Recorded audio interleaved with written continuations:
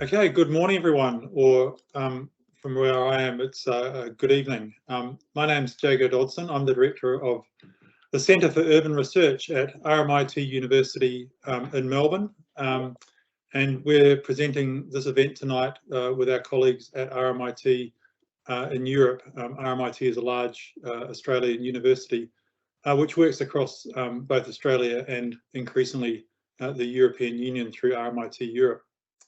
So welcome to this session on building and sustaining inclusive green communities across cities in Europe. This webinar is aiming to explore how local government agencies can support green communities in making cities in Europe more socially inclusive and ecologically resilient. The event is part of the European Week of Regions and Cities, which is an important conference or festival that happens every year and celebrates and supports the role of regions and cities in the development and life of the European Union. So tonight we're going to hear from a number of speakers with different perspectives on this question of supporting green communities. The presentation or the event is sort of based on a significant EU Horizon 2020 project called EdiCitNet, which works with cities across Europe and outside in exploring how local food production can stimulate and support community action, lead to innovation and enable systemic transformation and change around sustainability, social inclusion and economic prosperity. So this is a really great moment. Myself and colleagues who've been working on EdiCitNet are really pleased to be hosting this event tonight. And if you'd like to subscribe or hear more about EdiCitNet events, we'll put some links in the chat as the presentations roll tonight. And I should note that EdiCitNet receives funding from the Horizon 2020 Research and Innovation Programme under grant number 776665. So I'll introduce the speakers in a moment. And we're also, in addition to the speakers, going to be having some questions through an app called Mentimeter. So as we go along, feel free to use the link, which will be posted in the chat line in a moment, to answer some questions so that you can share your experiences and knowledge with other members in the audience tonight. Just answering some simple questions. Which city are you from? What type of organisations do you represent?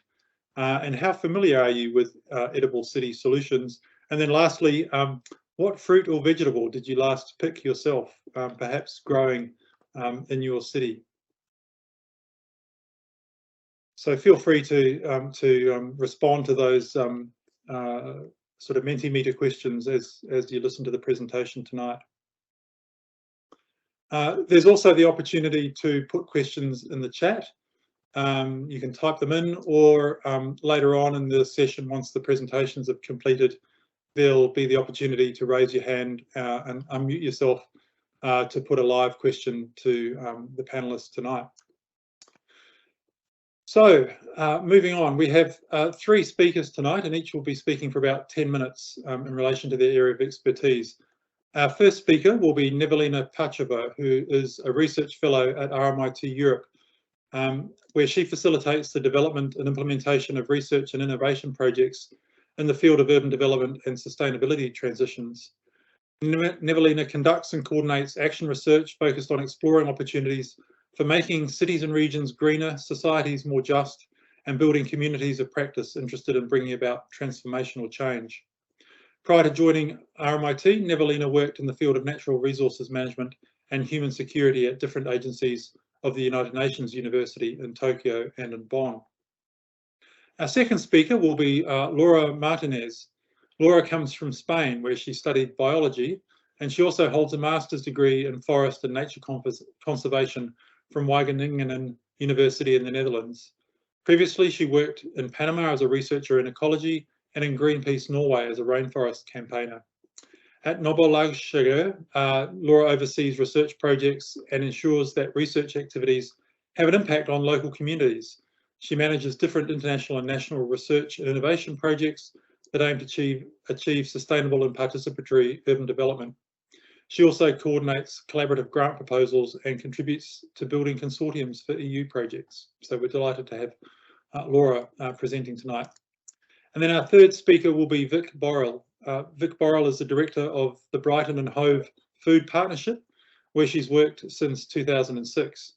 The Brighton Hove Food Partnership was one of the first food partnerships established in the United Kingdom and operates as a social enterprise with the aim of connecting and inspiring people around food by working in partnership with residents, businesses, community groups and the city authorities to work towards a healthy, sustainable and fair food system.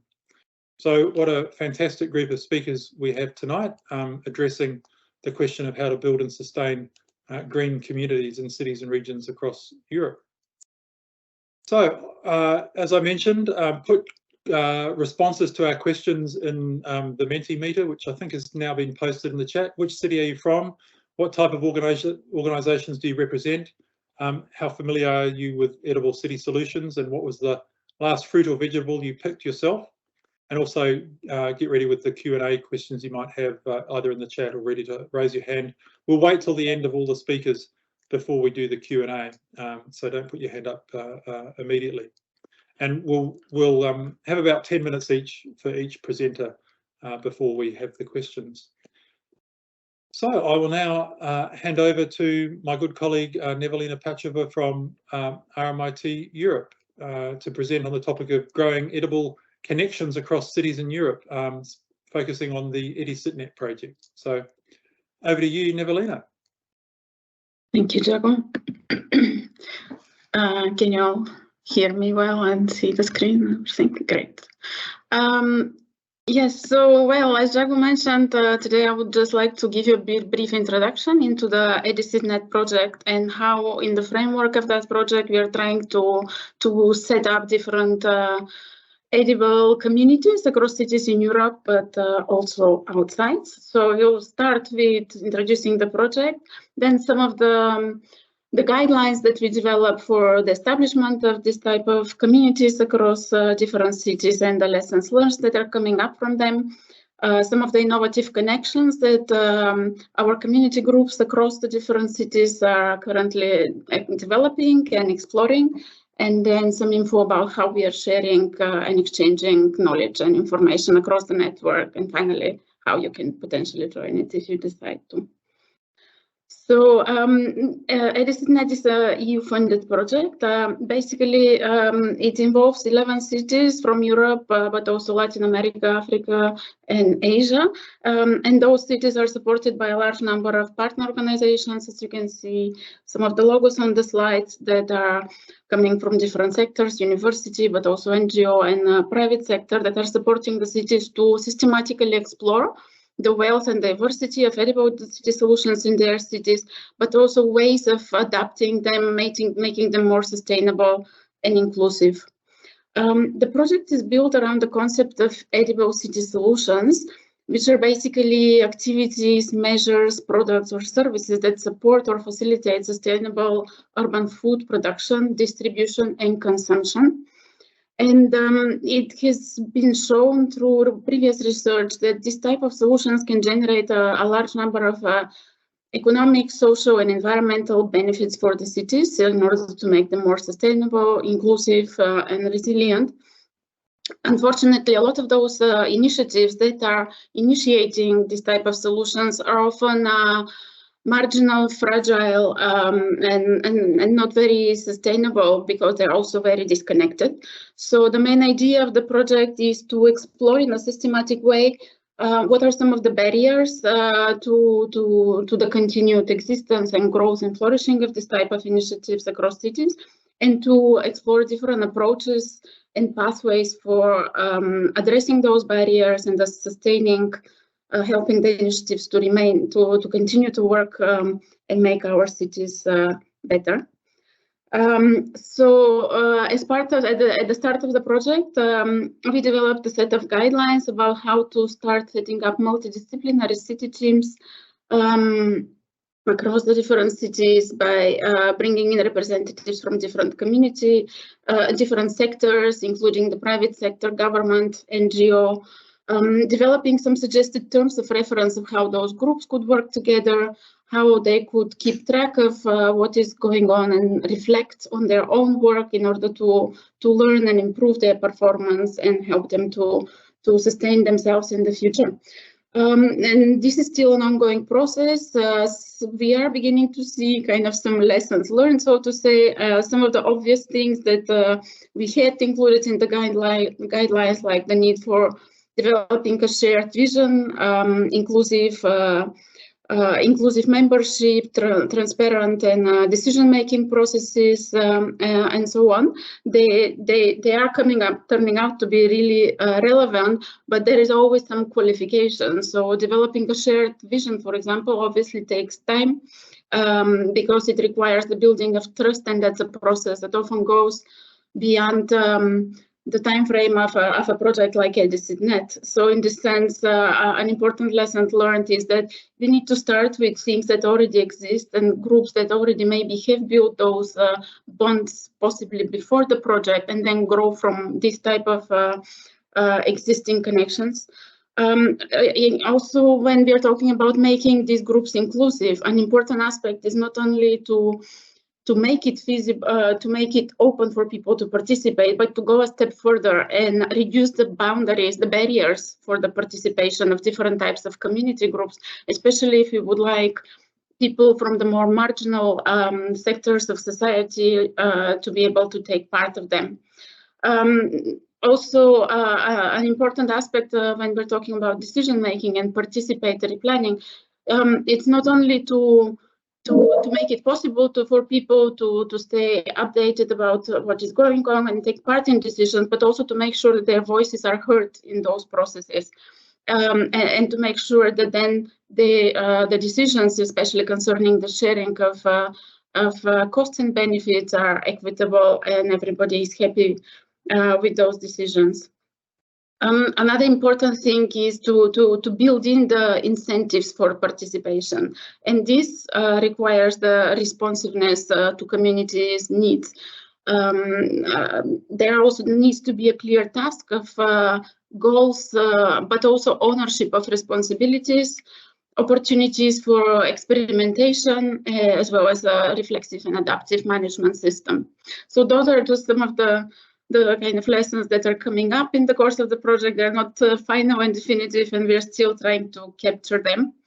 But those groups actually that are beginning to work together, there are two types of groups of cities. Some are working on living labs and actually developing and growing innovative partnerships across the so-called the cities where we work. And I just wanted to start here with this slide of the flows of water flows and all those other material flows that are increasingly being taken into account in the design of more circular cities. But wanted to highlight that what EdiCitNet is doing is actually looking at the invisible relational flows, so to say, within those cities that are necessary in order to set up and maintain this type of edible nature-based solutions. So some of the innovative partnerships that our living labs are developing are, for example, in Berlin, they're exploring the use of old cemeteries for urban food production. They're also talking with housing development cooperatives and establishments in order to build in edible landscaping, for example, in new housing development, as well as to integrate more innovative wastewater treatment technologies. In Andernach, where an existing, which is a pioneer of edible city solutions, they're trying to go beyond their existing activities and integrate and involve schools and universities in capturing the impacts of the work that they are doing in order to increase the sustainability and benefit.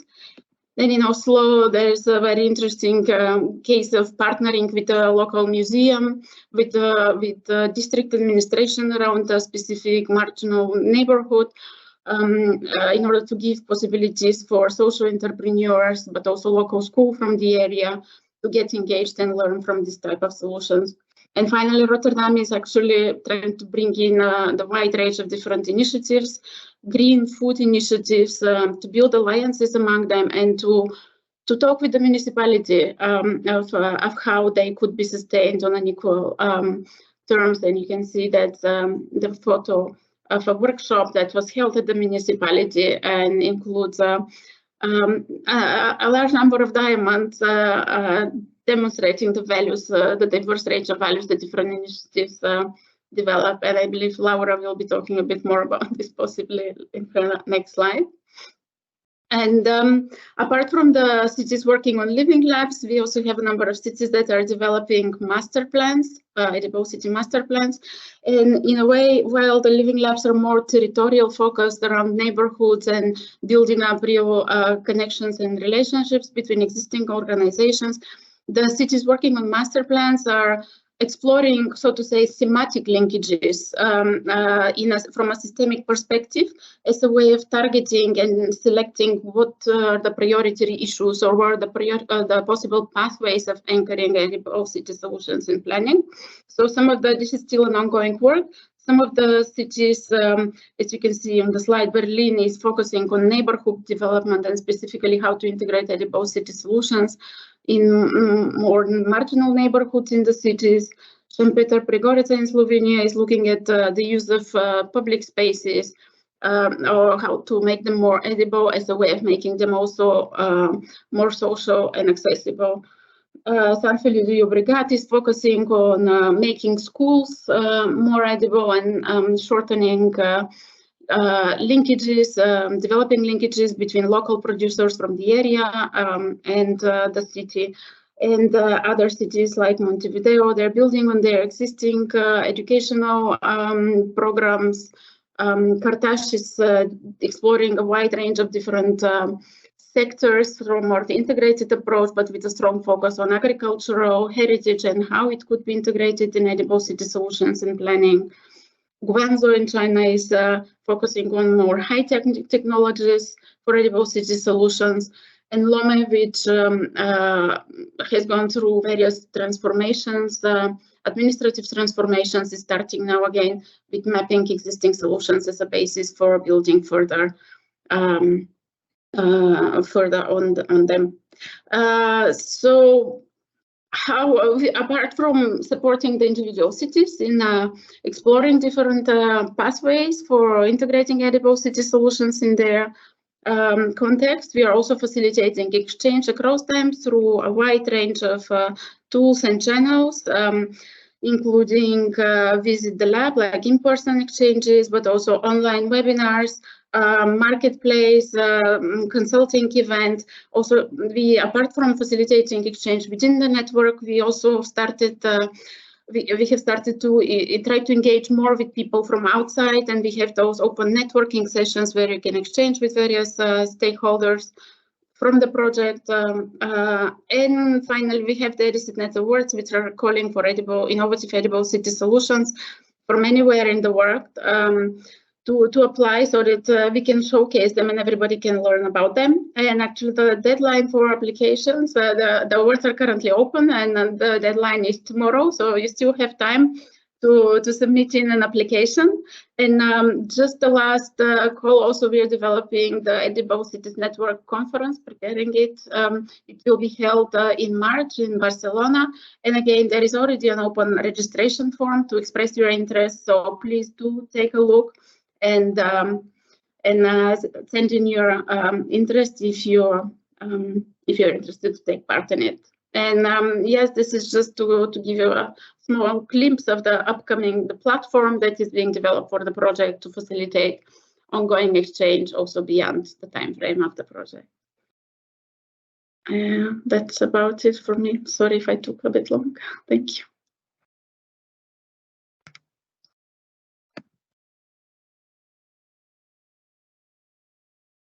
Muted. Wonderful, Nevelina. Thank you very much for that presentation. A very concise overview of the EdiCitNet project, and also to the audience, as Nevelina indicated, please take the opportunity to get involved where you can, whether it's through the awards or the conference that's happening next year, or the other activities that are going on with EdiCitNet via the network website. So we'll move straight on now to Laura Martinez, who is talking on the topic of sustaining innovative edible city initiatives, shared values and pathways for transformational change. So over to you, Laura. Hello everybody. Thank you, Jago. Yes, so my name is Laura Martinez and I work as Director of Research at Nabolasthager. Nabolasthager is an Oslo-based think and do tank that works with the social aspects of sustainable and urban development. We participate in several national and international research projects and conducting social programming. During the last 10 years, we have initiated, managed, and participate in different living labs and co-creation processes. Also pioneer different projects in urban agriculture. We also are very active on creating green jobs for youth here in Oslo.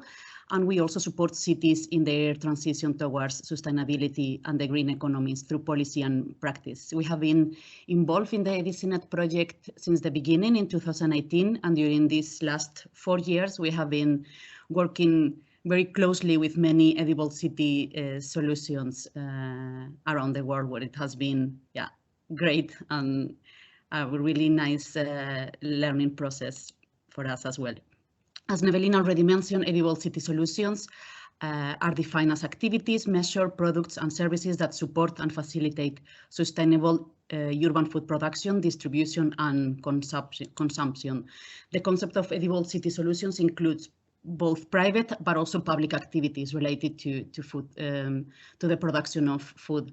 And it includes everything from balcony planter boxes and rooftops to house gardens, allotments, chicken keeping, and urban agricultural areas.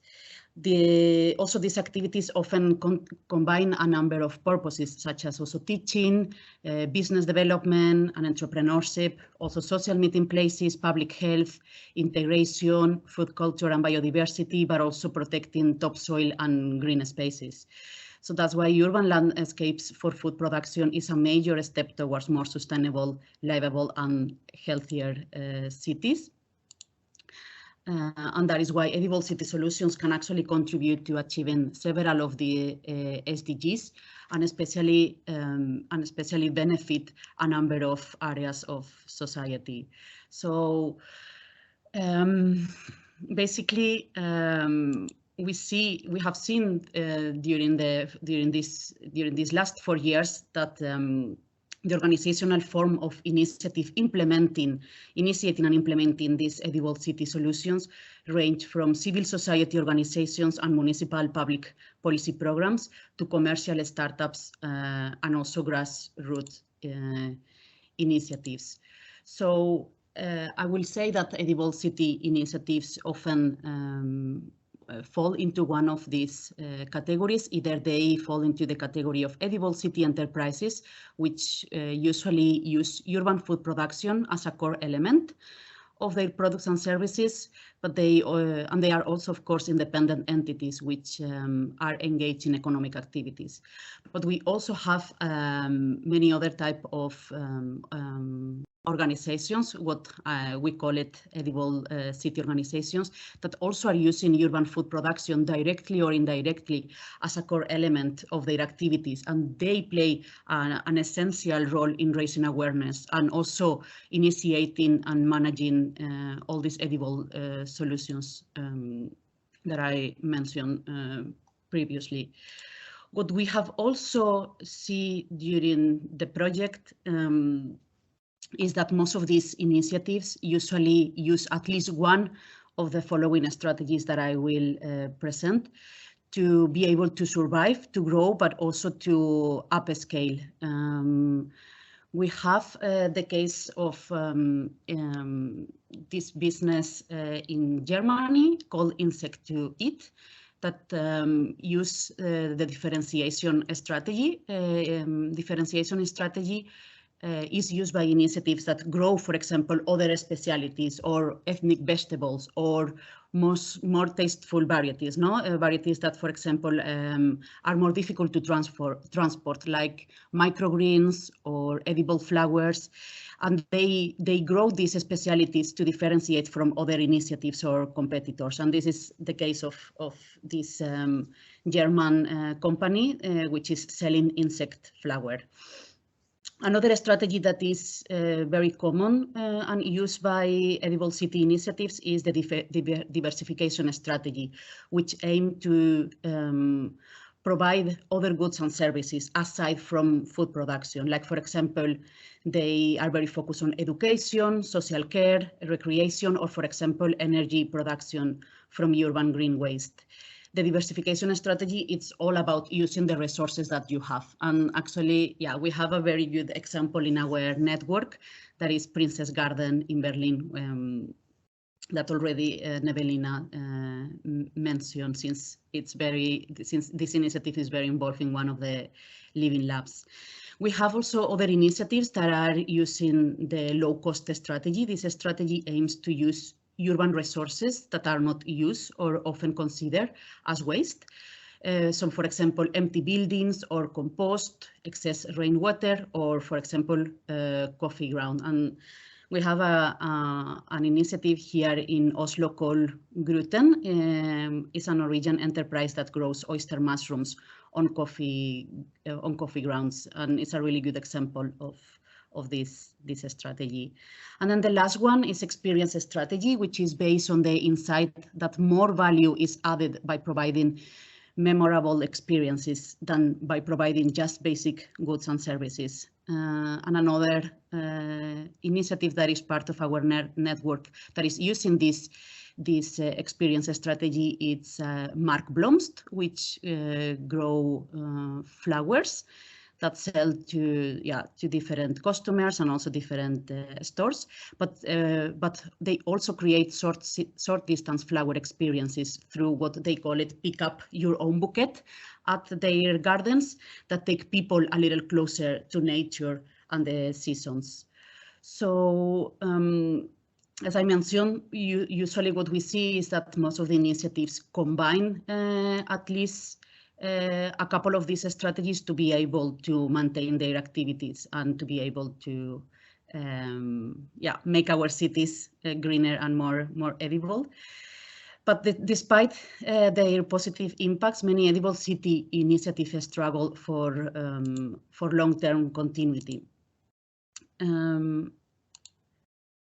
there is it. So reasons for this struggle are several. Nevelina already mentioned some of them, and some other examples include planning insecurity due to earmark funding, also difficulties to involve committed volunteers, or problems in positioning their products and services in the market. We have also mapped, of course, different external barriers that also are challenging the work that these edible city initiatives are doing in cities.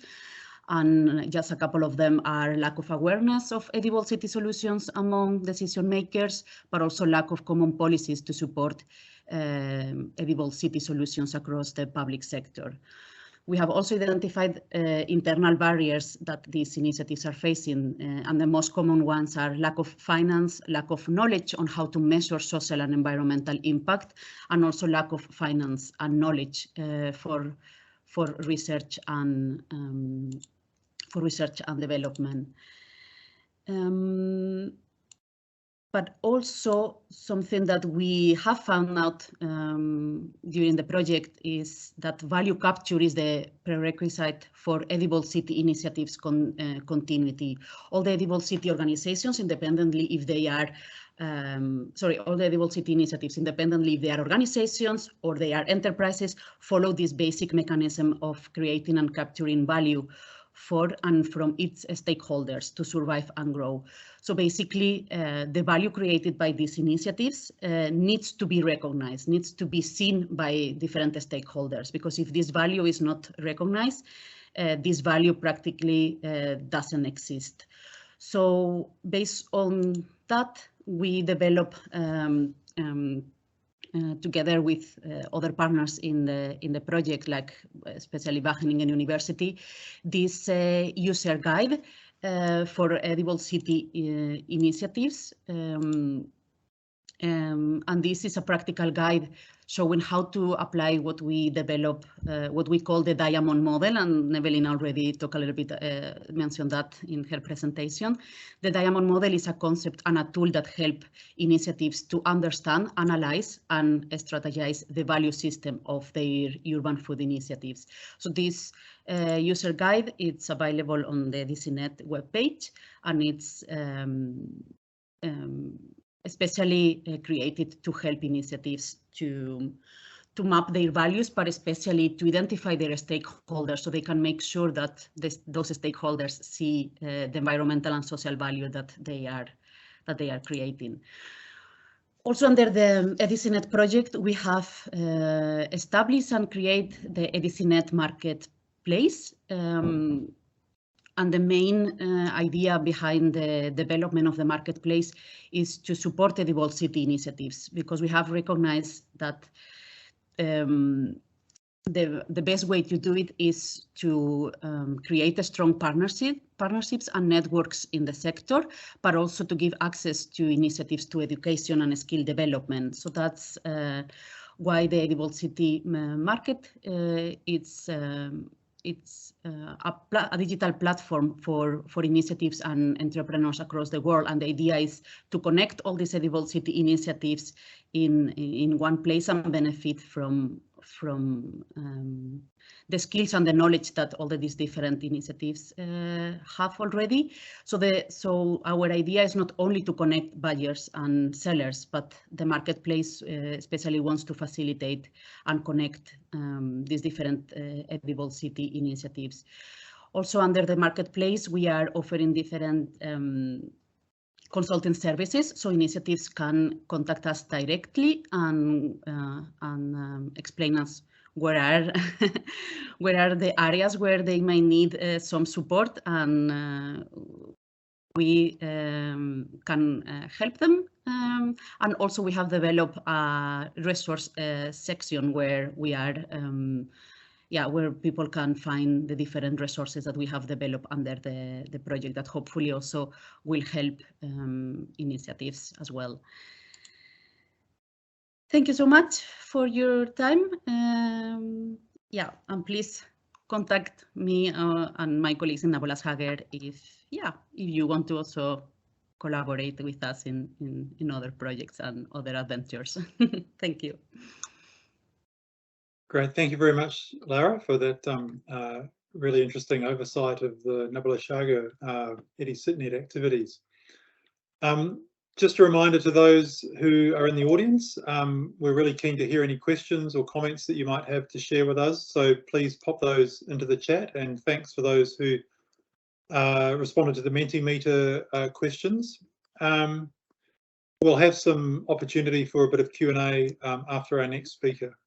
So now please let me introduce Vic Borrill from the Brighton and Hove Food Partnership, who is going to talk about how food partnerships can nurture social engagement in action. So Vic, welcome, and over to you. Thank you, Jago, and hello everybody. Apologies for my voice. I am recovering slightly from a cold here, so hopefully I'll make it through without coughing all over you. My name's Vic, and I've been working for the Brighton and Hove Food Partnership now for many years, and we are one of the partner organisations in the Edible Cities Network. We're a smaller, not-for-profit organisation, and so therefore, in a way, we were brought into the partnership, I think, to provide an example of how working at a city level around food can create networks and can create inspiration. So we have been involved in the project over the years and had a great chance to meet with colleagues from around the world and learn from them as well. Brighton and Hove, for those of you that don't know it, is a city on the south coast of the UK. We have a population of just over 277,000 people. And I would say lots of you might know Brighton because we have 11 million visitors a year. So it's a place that lots of people have visited. And it's a place that has a lot of differences, though, because whilst the centre of the city is a really vibrant, eco-friendly, very, very young, engaged city, we also have a lot of social problems and a lot of environmental problems. So it's to say that we're a city that's got a lot going on, and we're quite small, we're quite compact as well. So it's quite an interesting place to be working in. The Brighton Hove Food Partnership is a not-for-profit organisation, and we have been working on all aspects of the food system in Brighton Hove since 2003. And that's because we believe that food has the ability to transform people's lives and change places. So our vision, which is to provide healthy and sustainable food for everyone, cuts across all of our work, but it happens in lots and lots of different levels, which I'll talk about in a bit.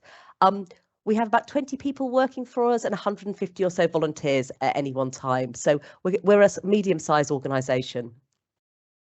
The reason we choose to focus on food is because by using food as a lens through which to see issues and a tool by which to respond to them, we can actually impact on all sorts of things that are going on in our city. So, for example, we can improve people's well-being and confidence, we can reduce isolation, we can create a better environment. And so all of these things are going on at the same time through food work.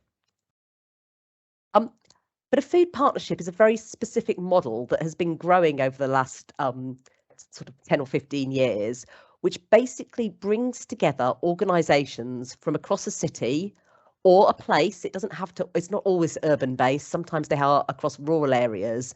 And it's any organisation or interest that's more interested in this vision.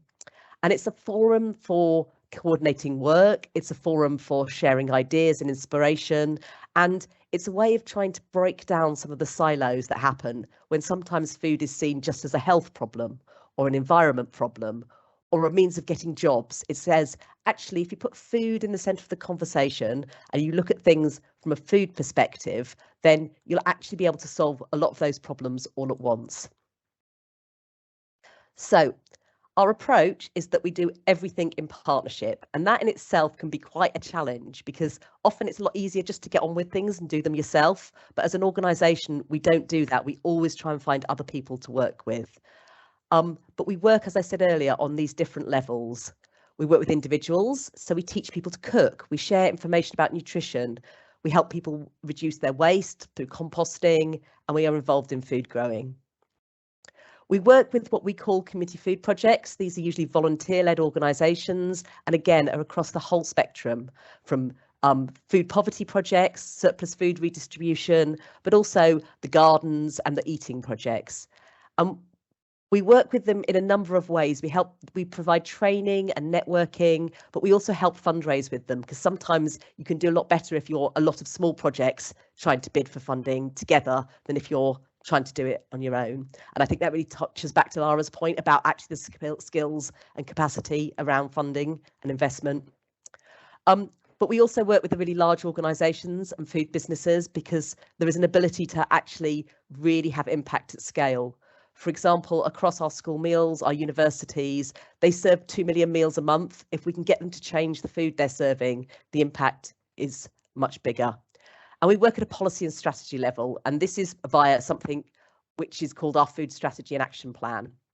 And I guess one of the things to say is that I think that this lots and lots of level engagement of having really, really positive projects that people can see and get involved in has been a key success for building this momentum, because otherwise you're a small project doing something on your own. But if you feel you're part of something bigger, it really begins to gather some speed and energy. So the tool we use that is to have this citywide strategy and action plan. And we are on our 3rd food strategy and action plan. And every single time it seems to get bigger and more complicated. But it has more than 200 actions from 100 partners across the city. And one of the things I'd always say is even if somebody's only got something really small in it, they become part of it. And that's the first step to get people involved. So the actions range in size and scale from the city authority introducing planning advisory notes around getting food growing into new developments, to organisations taking on apprentices, to providing healthy food in food poverty projects. And some of the actions that are in the plan are just awareness about the gaps that need filling, because we write a plan that covers a 5-year period. 5 or 6 year period. And sometimes it's just going, we know we're going to need to do something on this. But I think there's something quite powerful about writing down a to-do list of what you're going to do, and then you've got a way of getting on with it together. But the other thing I will always say is the process of the consultation is as important as what you actually write at the end. So we go out and we spent about a year talking to lots and lots of different people and projects. And again, the tools that people have used around this are really important, partly because that is building the conversation, it's asking people to take action. But also we do very, very specific focus groups to engage those people who might not participate in those processes normally, so that we are able to really elevate the voices of people like those who rough sleep, people from minoritized communities, young people. Over the last year, we've also been able to add to that by training a team of community researchers, so people who are non-academics, to actually be part of this research and gathering of information. However, this could be the biggest pile of actions and to-dos that was the biggest mess ever. So we actually do structure it, and we have 8 aims that we kind of group all the actions underneath. And all of this stuff is on our website, so you're really, really welcome to go and have a look at it and see how we take what is a lot of ideas and energies and usually a lot of post-it notes and put it together. The really important part of it all is communications, is positive language. It's like we have social media, web, events. We have a really, really positive, I've just put some pictures up there. We try to use really bright colours. We try to make it a really positive thing to be involved with, because it's all about what you can do, right? It's all about creating this sense of momentum and achievement. And that doesn't matter whether you're the head of the city authority or a volunteer on a community food project, you're all part of this same story. In fact, those 2 people might be the same person, just on a different day of the week. Across the UK, this approach, this sustainable food places approach, has become a growing movement. There are now about 80 places that have signed up to this framework. All of them do it differently. All of them do it adapted to the place that they're from, but they do share some sort of longer term thinking, networking, and also some amazing tools are on this website. And I would say it doesn't really matter where in the world you are, because actually they're really useful to look at the ways in which it's all there. And, you know, it's all just free to use. I would just really, really encourage people to go and have a look at that website. I think I've put the I'll put the address in the chat at the end of this, because I thought it was on that slide. Which kind of brings me back to this whole part of our role in EdiCitNet, which I think sometimes at the beginning, we were a really small organisation. We were a bit unsure and a bit lost about what we were doing in EdiCitNet. And as the years has gone, it's become really, really inspiring to see how people are working in their city level on their edible city solutions, but also how they're really sharing with each other and what they're learning from each other. So I think, again, the whole process of actually you try something in your place, but you also can learn from other people has been a really important exercise for us. I have said I put questions as my last slide, but I know that the very next one is actually open discussion, Jago. So I'm actually going to hand it back to you. Thank you. Great, thanks very much, Vic. And what an amazing story Brighton Hove has to tell about its food partnership model. So thank you to Nevelina, Laura and Vic for your presentations. We now have the opportunity for the audience to throw some questions at you all. And I know that people will be thinking up their questions as I'm speaking, and the chat is available there to either put your question in, or you can use the hands up button, which is under the reactions sort of a button in the top of your team screen, if you'd like to you know, speak your question to the group. I'm going to kick off with a couple of questions using my privilege as the chair to put a couple of questions your way. To all of the speakers, supposing a city is wanting to set up, or a community group within a city is wanting to set up an edible cities initiative or a network, what is the absolutely key first step in getting off the ground? Who'd like to answer? I'll start. Yeah, I think there's very few places that doesn't have something going on already. And I would say the first thing you need to try and do is like find out what is there, because actually what you often find is that there's lots of things going on in small pockets, but because they aren't already engaged in networking with each other, the sort of holding a public meeting, a food mapping exercise, inviting people to come along and actually share what they're doing, but also get a little bit excited about what they could do if they were together, is the most important starting point, I think, because if you try to start by going, okay, I'm going to make you all be an edible city, right, and not really aware of what's already happening, you really risk offending people, but you also really miss the chance of doing it really participatory right from the start. Great, thanks, Vic. Nevelina or Laura, do you have any thoughts on that question? Yes, actually, what Vic mentioned is exactly one of the things that's coming up from our experiences, that you have to start from what's already there.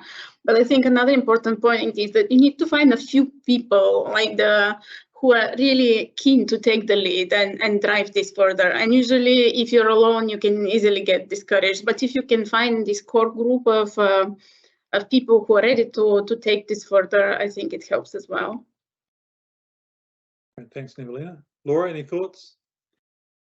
Yeah, no, I mean, I completely agree on what Vic and Nevelina mentioned. I think, as I mentioned, we see that there are a lot of initiatives that benefit by these networks and these partnerships with other, even similar initiatives. I really see that initiatives often don't talk about other initiatives as competitors. Actually, they really talk about initiatives that can support them in different ways. So I think to map, as a first step, absolutely, to map what is going on, and especially map how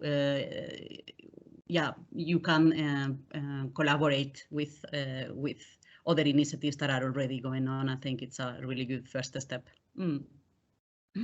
Great, thanks, Lara. No one's put a hand up or put anything in the chat yet, so I'll continue to throw questions. Oh, here we have a question. Wendy Fieldstart has asked, is access to land a problem? A very good question, especially in dense, large cities. Perhaps that's where councils, local municipalities can play a role, maybe. Yeah, I mean, absolutely. I think if I can jump, I think access to land is a big problem when we talk about especially urban agriculture. No, that's why you see there are a lot of initiatives that are using this strategy, the low cost strategy, in a way, by using, for example, abandoned buildings or abandoned public spaces that are not used by the municipality, and then they just use those resources that are there and that they are not wanted, in a way, no, because it is a huge challenge actually to be able to access to land in cities.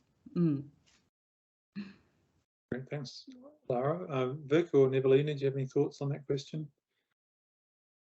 I just feel like actually saying yes, but to this question, because we're working with a wide range of cities actually, and you can see that this this is an issue mainly in the big and crowded cities like Berlin, Rotterdam, and Oslo, where we work. But in fact, it is not such a big issue in smaller cities. So focusing on this as a universal problem to focus on everywhere wouldn't work.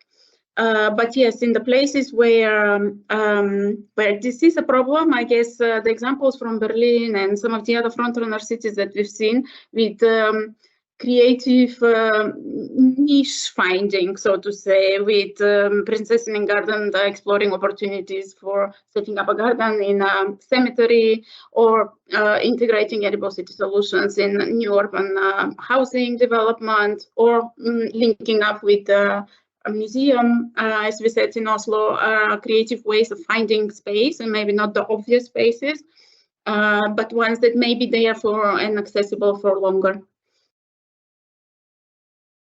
Great, thanks, Nevelina. And also, I guess, from what I've seen of edible city interventions, they're quite scalable. You can just take a tiny little patch of a local area that's been abandoned and use that to grow food, or you can access much larger spaces if you can find them or get access to them. So A good question. We have another question in the chat from Christine Pinto. How important is it to engage local politicians or political parties to drive projects forward and to scale? I can start. I think it's really important, I would say, and again, it depends on where you were in terms of what your structure is, but for us, it was always really, really important to engage the city authority initially, because actually, whilst lots and lots of decisions about things that help and don't help you get made at a national government level, there's actually a huge amount of power at a local city level, and helping different political parties, and we change the makeup of our political authority in Brighton Hove fairly regularly. It's like some places, are very, very stable. Ours changes, so we have to make sure that actually all of the different political organisations understand it, can see how it benefits what's going on in the city. I think it's really important that people can come and see it, because even today, sometimes you're trying to explain things, and actually, if I just got you to go to the garden and spend some time with us, your heart believes it in a way that is so much more powerful. So I think we've always put quite a lot of time and energy into helping our political leaders to come and understand and see why it matters, because you are asking to be prioritised. You're saying, okay, there's this piece of land or there's this building. I was going to say, one of the things that's the assets of a city are really important, and it's not always land. Sometimes actually it's the space to hold the community meal or the space to process the food. So, it's like, I think always keeping your eyes really wide open. So I think it is really, really important, but equally it's like, it has to be genuine. So it has to be that sense of going, we're not doing this just because we want to have a political photo taken. We're doing this because this really, really helps. So I think, that was my experience. Lara or Nevelina? Yeah, I don't know. Something that comes to mind actually as an important distinction there is exactly a lot of the cities that we work with, they are building those connections with the municipality, but often municipal officials, there is a limit to what they can do. And what they actually need is those grassroots organizations to really make a case for expanding and giving green opportunities to the policymaker, to the politicians, so that then they would give the power to the municipal authorities and the technical officials there in the municipalities to open up more doors and create more opportunities. So yes, definitely there is a place for grassroots to make a space for and a case for them. Which for me also raises another question, which is how in the development of edible city initiatives to balance the energies of the grassroots, especially very committed individuals and small community groups who perhaps don't necessarily adhere to all the rules and regulations that a municipality would expect them to, or start to develop rules and regulations because that's what municipalities do. How do we balance the role and responsibility of municipalities to keep an eye on what's going on in their area and to look after public safety and all of those important things, while still allowing for the innovation and the vibrancy and the energies of the local community groups that are pushing edible city solutions? Who'd like to answer that? Vic, maybe. It sounds like you've come up against this kind of challenge from time to time. I'm smiling. I think there's something that's so true about the most risk-averse organisations, which are city authorities, and the least risk-averse organisations, which are community activists. And what I would say sometimes is really helpful is intermediary organisations. So actually, it's Brighton Hove Food Partnership. One of the things we can help with sometimes is helping the different groups to understand each other, but also as a small project, it can be really frustrating if you can't get an answer from your city authority because they're just slow. It's the nature of their decision making is slow. So sometimes it can also be really helpful to have a kind of partner organisation who goes, no, it will take a month for them to get this decision through. Don't get angry, don't give up. So I think, and sometimes it's really helpful to say to the city authority, no, just cut, they might not have all those bits of paper you want right now, but we can help them get there. And that's why we do some of the networking, is to help people be sort of a little bit safer from the other side. But at the same time, sometimes it goes horribly wrong and everyone shouts at each other. That's a realist perspective there, perhaps. Laura, Nevelina, any thoughts on that question? Yeah, maybe just a quick comment, but at least I think here in Oslo, I see that many of these grassroots initiatives are getting really good at showing their environmental and social value, that even if public administration have these high requirements, all these rules regarding the involvement of some of these initiatives in some of the activities, I see that they are also trying to react by lowering some of these barriers. No, so at least I'm positive here in Oslo that municipality it's starting to understand the value of the work of all these initiatives, and they are starting to accommodate a little bit, not trying to find kind of like a middle ground between all these all these rules and high requirements versus more like grassroots initiatives way of doing things. No, so at least in terms of Oslo, I'm positive. But of course, I wish it's gonna also happen in other cities, because it has a really big impact on the survival of many of these initiatives. Great, thanks, Laura. Any last thoughts, Nevelina?